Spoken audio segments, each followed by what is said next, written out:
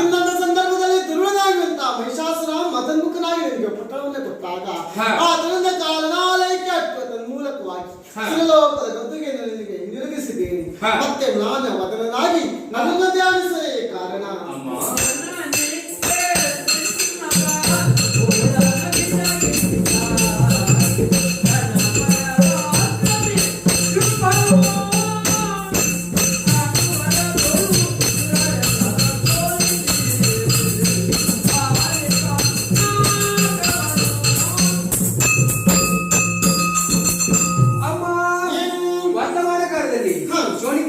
ಆಳ್ವಿಕೆ ಮಾಡುವಂತಹ ಶುಂಭದಾನವನ್ನು ಸ್ವರ್ಗಲೋಕದ ಮೇಲೆ ದಾಳಿಯನ್ನು ಮಾಡಿ ನಮ್ಮೆಲ್ಲರನ್ನು ದೆಸೆಗಿಳಿಸಿದ್ದಾನೆ. ಆತನನ್ನು ವಧಿಸಿ ನಮಗೆ ರಕ್ಷಣೆಯನ್ನು ಒದಗಿಸಬೇಕಮ್ಮ. ಶುಂಭನೇ ಆಗಲಿ ನಿಶುಂಭನೇ ಆಗಲಿ ಆತನನ್ನು ಅನುಸರಿಸಿದಂತಹ ದೈತ್ಯರ ಮೇಕೈಯಲ್ಲಿ ಎಲ್ಲರನ್ನ ಕಿಡಿದಿರಿದೊಳಗೆ ತರಿದುಕೊಡುತ್ತೇನೆ.